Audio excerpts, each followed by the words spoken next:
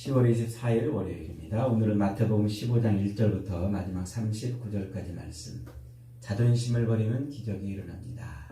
라는 제목입니다. 자존심을 버리면 기적이 일어납니다. 마태복음 13장까지는 마태가 예수님을 누구라고 소개했어요? 하나님 나라를 회복시킬 메시아라고 소개했어요. 그래서 예수님을 그 메시아라고 소개하는데 집중을 해서 구약 성경을 계속 인용해서 예수님을 메시아로 소개를 했다고 그랬죠. 그리고 14장부터 17장까지는 예수님이 이제 자기 백성들을 구원하러 하나님 나라를 회복하러 이 땅에 오셔서 벌어지는 충돌에 대한 이야기, 그리고 그 결과가 어떤 것인지 이런 것들을 설명해 주고 있어요. 그러니까 메시아가 이 땅에 왔지만 그것을 깨닫지 못하는 이 종교 지도자들, 그래서 그들은 메시아 앞에 무릎 꿇지 못함으로 하나님 나라를 얻지 못하는데, 이제 하나님께서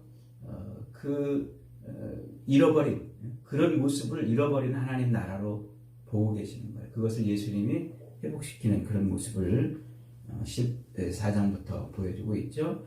오늘 우리가 읽은 이 본문은 1절부터 20절까지는 장로들의 전통에 관한 것 가지고서 바리새인과 논쟁을 벌여요. 그 다음에 21절부터 28절은 가나안 여인의 딸을 치유하시는 이야기를 보여주시죠. 그러면서 하나님 나라가 어떻게 해야 우리가 하나님 나라를 얻을 수 있고 어떻게 하나님 나라가 회복되는지를 보여주고 있어요. 그리고 29절부터 마지막 39절은 그렇게 하나님 나라가 회복됨을 인해서 벌어지는 천국의 잔치를 소개해주고 있습니다. 먼저 1절은 이렇게 시작이 됩니다. 그때에 바리새인과 서기관들이 예루살렘으로부터 예수께 나와 이르되, 이 바리새인과 서기관들이 예루살렘으로부터 나왔다 그랬잖아요. 그러니까 이들은 지금 예루살렘 사내들인 공의회가 파견한 사람들입니다. 그냥 궁금해가지고 예수라는 분이 뭐 어쩐데 그래가지고 구경 나온 사람이 아니고 사내들인 공의회에서 정식적으로 파견한 사람들이에요.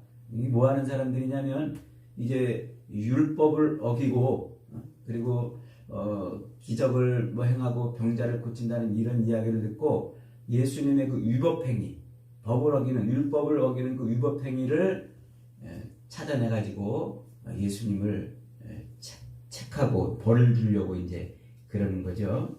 그러니까 지금 예루살렘으로부터 예루살렘 공의회가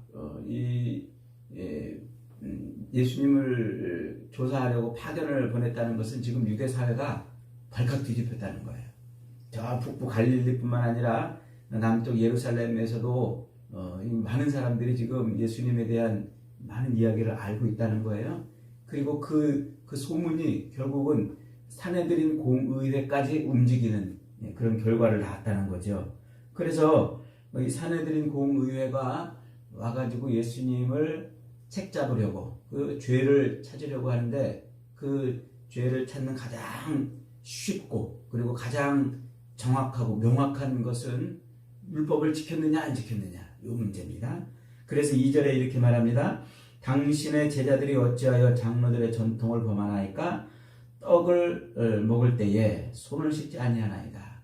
그러니까 율법, 이 모세의 율법들을 지켰느냐 안 지켰느냐를 판단하는 건데, 이것을 판단하기가 쉽지 않아요. 그래서 그것을 판단하는 가장 쉬운 명확한 규정이 있어요. 그게 뭐냐면 장로들의 전통이에요. 이 장로들이라는 사람들은 여기서 지금 장로라고 표현되어 있는데, 우리 한국교회에서 그 장로를 의미하는 게 아니고 유대의 랍비 사회에서 율법에 정통한 사람을 의미하는 거예요. 율법에 정통한 사람. 그래서 그 율법에 정통한 사람, 그 장로들에게는 무슨 권한이 주어졌냐면 율법을 해석할 수 있는 권한이 주어졌어요.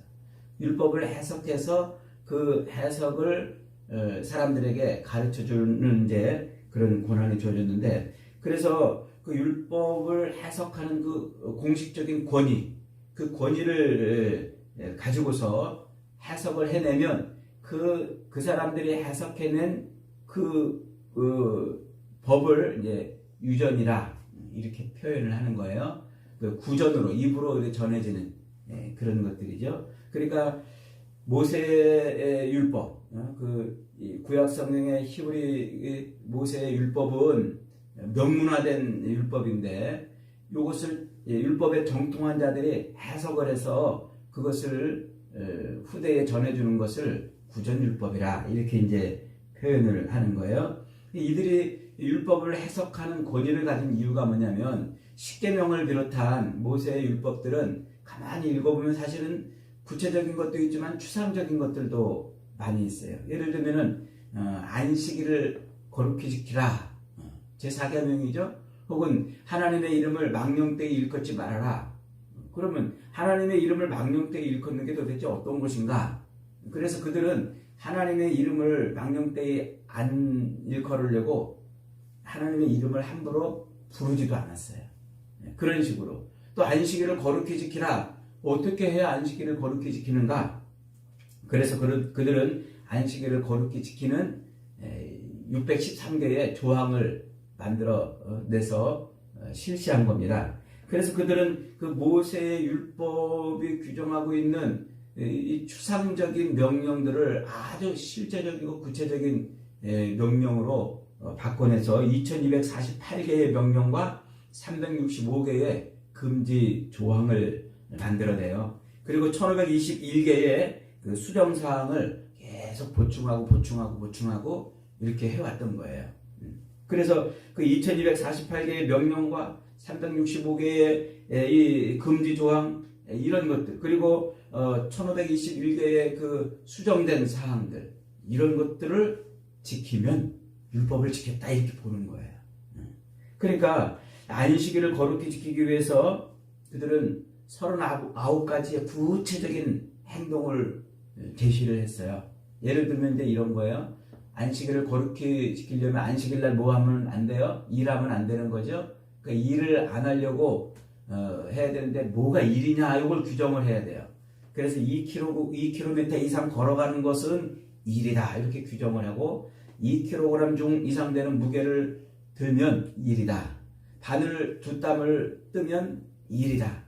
밥을 먹으려고 주일날 안식일날 뭐 음식을 먹으려고 불을 떼면 일이다. 이런 식으로 규정을 해놓은 것이죠. 그래서 그 안식일을 그렇게 그런 규정을 지켜가면서 이제 지켜야 되는 거예요. 지금 예수님한테 와가지고 요 바리새인과 서기관들이 예수님한테 시위를 거는 요 규정은 야다임이라는 정결법에 관한 규정이에요. 그러니까 이 손을 씻는 것에 관한 규정이란 말이죠. 이 정결법은 이제 이 팔레스타인은 이스라엘도 그렇고 이 중동 지역은 모래바람이 많이 분단 말이에요. 그러니까 밖에 나갔다 오면은 몸이 모래로 더럽혀지고 손이 이제 더럽혀지지 않습니까? 그러니까 손을 이제 씻어야 돼요. 그리고 또 이 이스라엘 유대인들은 우리처럼 이렇게 숟가락으로 밥을 먹는 문화가 아니고 손으로 밥을 먹는 문화란 말이에요. 그러니까 이 음식을 더러운 손으로 먹게 되면 건강적인 문제도 있고 이런 정결하지 못한 문제가 있는 거예요. 그래서 그 정결법을 만들어 놨어요. 근데 이 정결법의 핵심은 뭐냐면 길거리를 지나다니다가 이방인들을 만난단 말이에요. 그러면 나도 모르게 이방인들의 옷깃을 스치거나 이방인들이 만졌던 물건을 내가 만지거나 이러면서 이제 이방인들과 간접적인 접촉들이 일어나는 겁니다. 그러니까 그 불결한 아주 지저분하고 불결한 이방인을 만나면 내가 아주 불결해지는 거예요. 그래서 정결 예식으로 손에 이제 물로 손을 이제 닦아내는 것이죠. 그런데 이 정결법, 야다임이라는 정결법의 한 조항을 보면 이런 조항이 있어요. 만약 한 사람이 한 그릇의 물로 한쪽 손을 붓는다면 그의 손은 정결하다. 만약 한 그릇의 물을 두 손에 붓는다면 그 손은 불결하다. 그러나 4분의 1통 이상을 더 붓는다면 그 손은 정결하다. 무슨 말인지 잘 이해가 안 되죠? 그러니까 손을 이제 닦을 때 물 한 통을 이렇게 부어가지고 그 한 통으로 한 손만 닦으면 정결한데 그 한 통을 붓고 두 손을 막 닦으면 부정하다는 거예요. 그러려면 이걸 두 손을 같이 닦아서 부정해진 것을 정결하게 하려면 그 한 통에 4분의 1통을 더 부어야 된다. 이런 말이에요. 이걸 왜 지키는지 모르겠습니다만 어쨌든 그런 식으로 해놓고 그걸 안 지키면 뭘 안 지켰다? 모세 율법을 안 지켰다. 이렇게 하는 겁니다. 그래서 이 바리새인들과 종교 지도자들, 이 유대인들은 아주 이런 조항들, 이 장로들의 전통을 아주 힘들게 여겼어요. 그러나 그렇게 힘들게 여기면서도 그것을 지키는 것을 보람으로 여겼고 그것을 지키는 자신을 대단하게 여겼던 거예요. 그러니까 그 장로들의 전통을 지키는 그것이 자기들에게 자부심이었고 그것이 신앙이었단 말이죠. 그리고 그것을 지키면 우리 편, 안 지키면 나쁜 놈 이렇게 했던 거예요.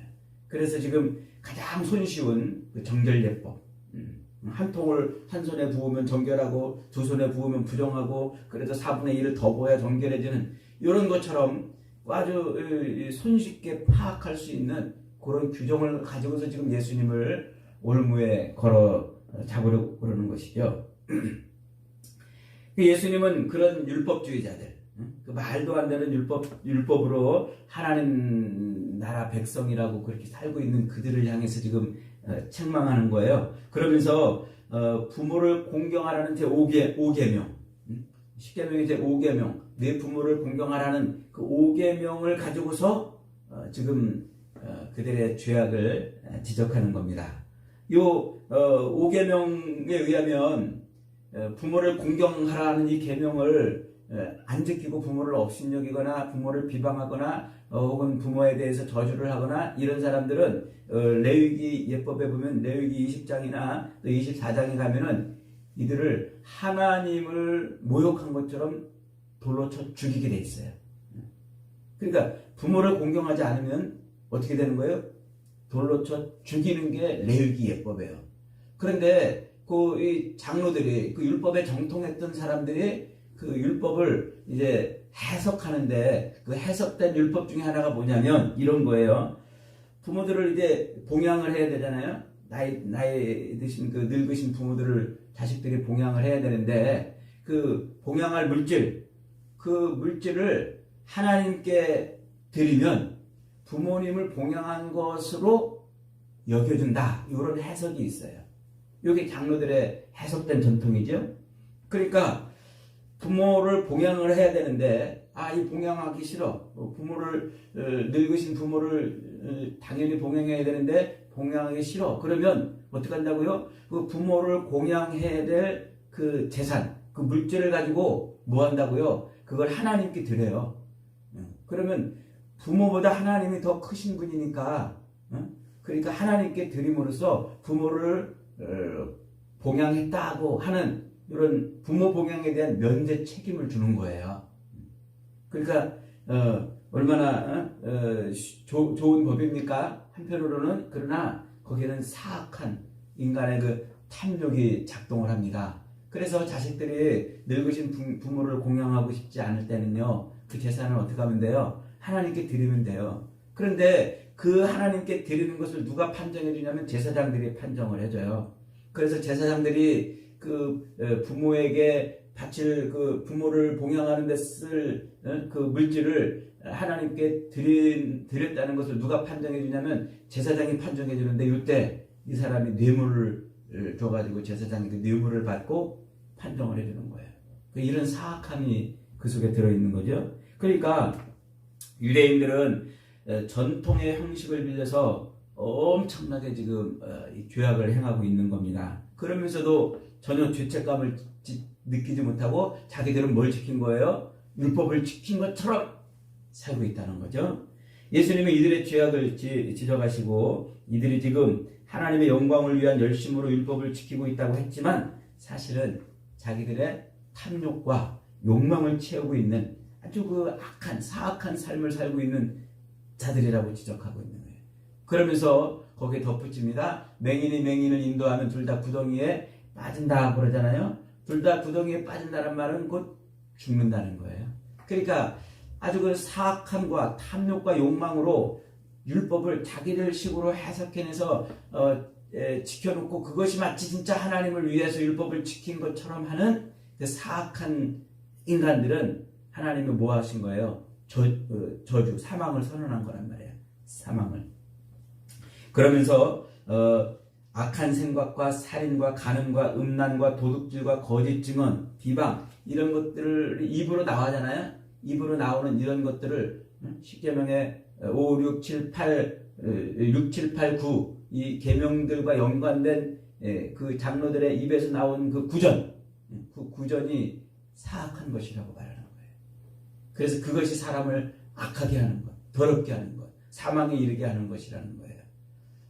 손을 안 씻어서 더러운 것이 입으로 들어가서 그것이 사람을 더럽게 하는 것이 아니라 그 악함에서 쏟아져 나온 그 사악한 것을 지키는 것, 그걸 따라 사는 것이 인간을 더럽게 하는 것이고 사망에 이르게 하는 것이라고 지금 선언을 하고 있는 거죠.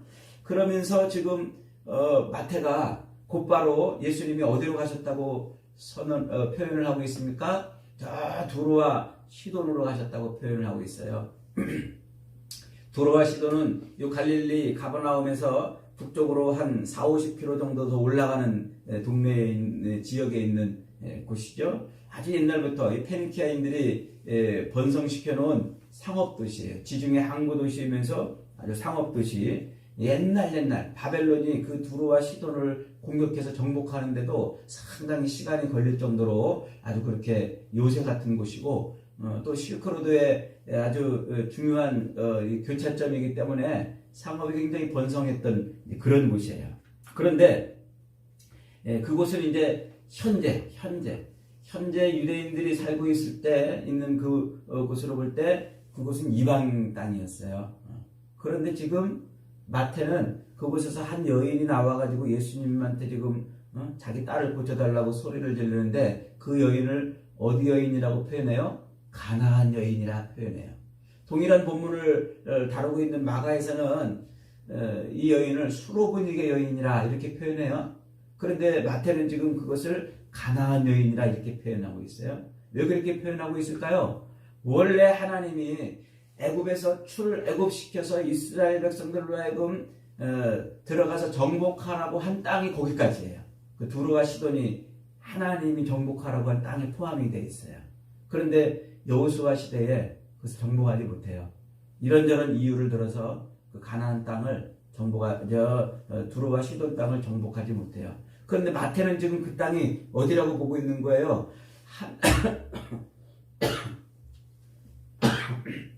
죄송합니다.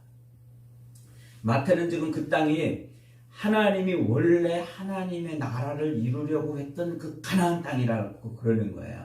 그 땅을 정복하지 못해서 하나님의 땅으로 이루지 못해서 그 땅이 지금 버려져 있는데 지금 예수님이 와가지고 그 땅을 뭐하고 있는 거예요? 복음으로 정복하고 있는 거예요. 하나님의 나라를 지금 복음으로 회복하고 있는 거예요. 유대인들은 그 땅을 이방인들이 산다고 접촉도 안 하고 가지도 않고 무시하고 그러는 버려진 하나님의 나라인데 버려진 그 땅을 누가 지금 정복해요? 예수님이 가서 지금 복음으로 정복하고 있는 거예요. 그래서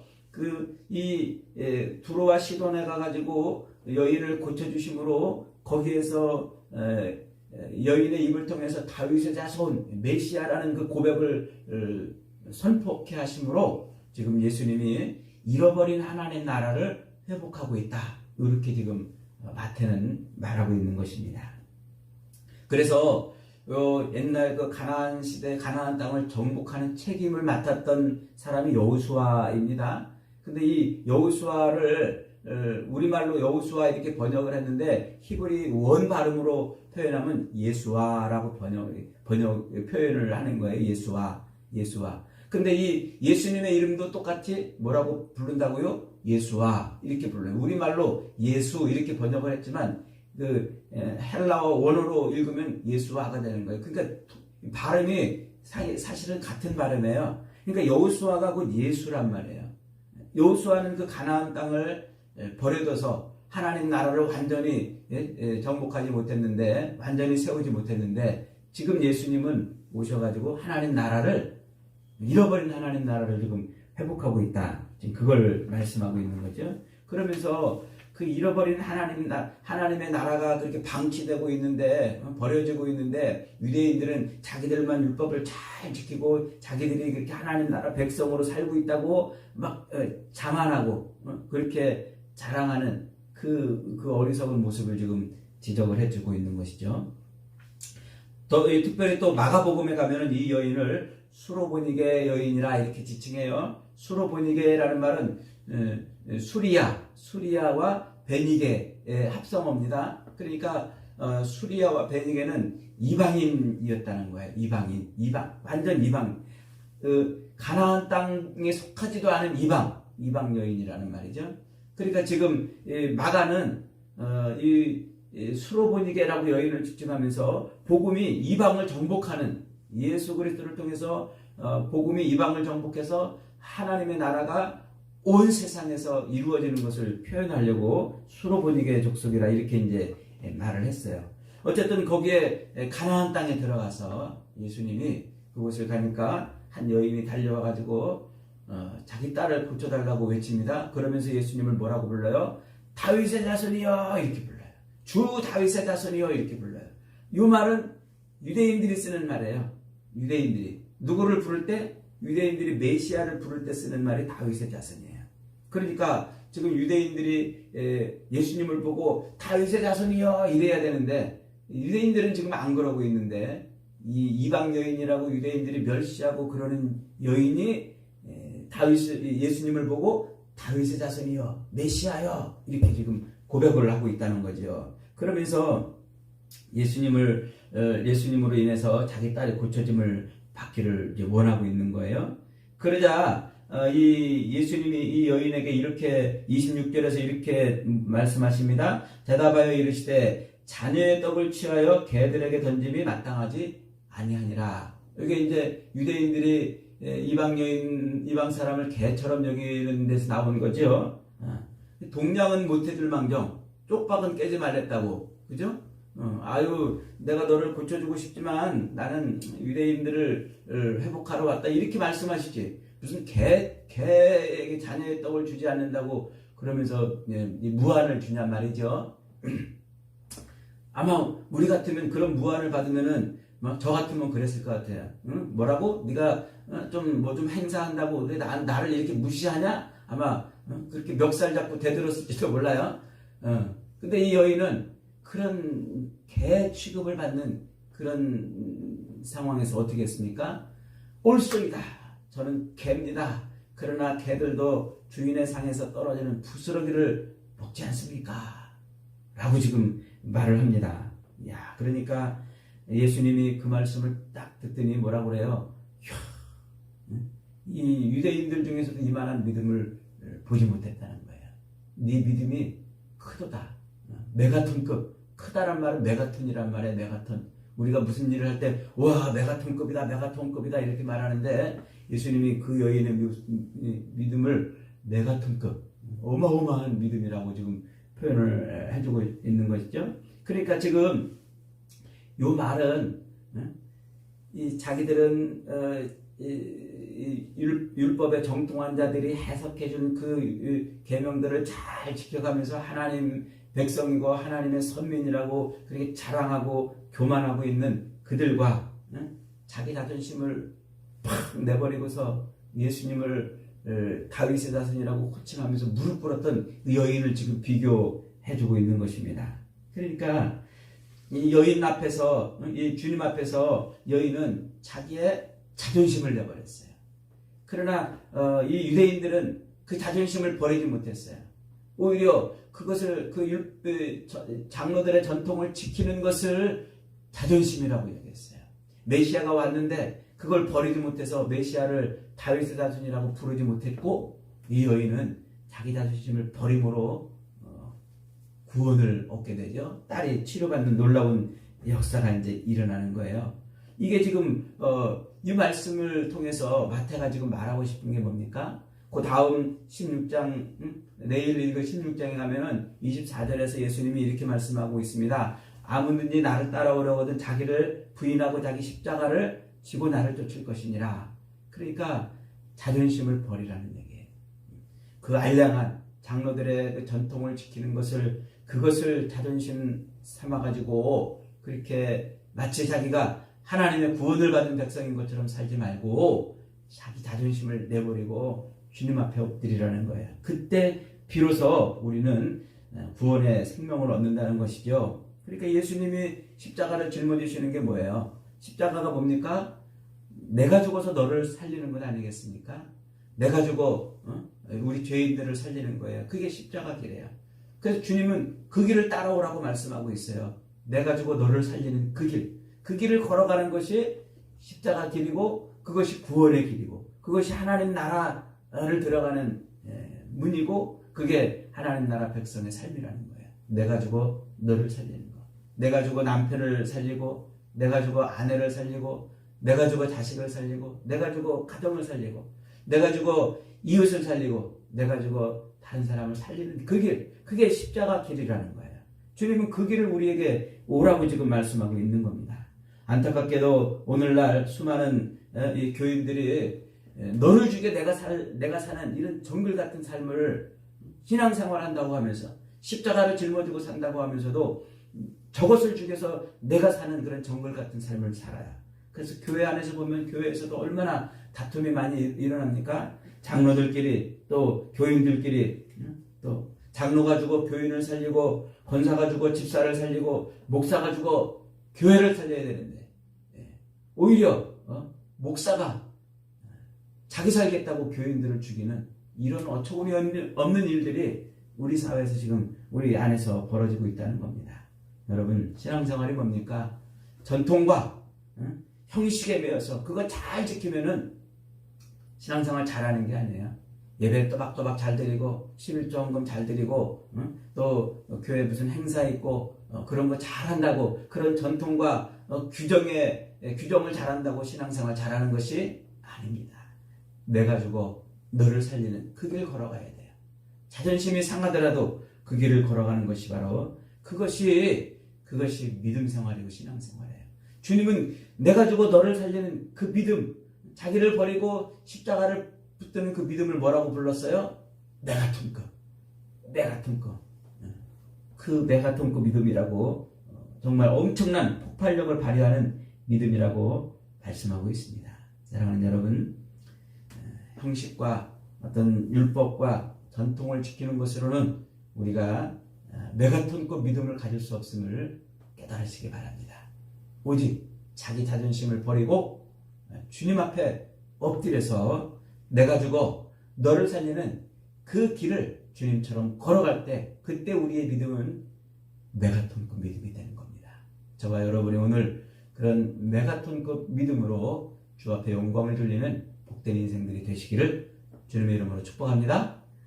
아멘.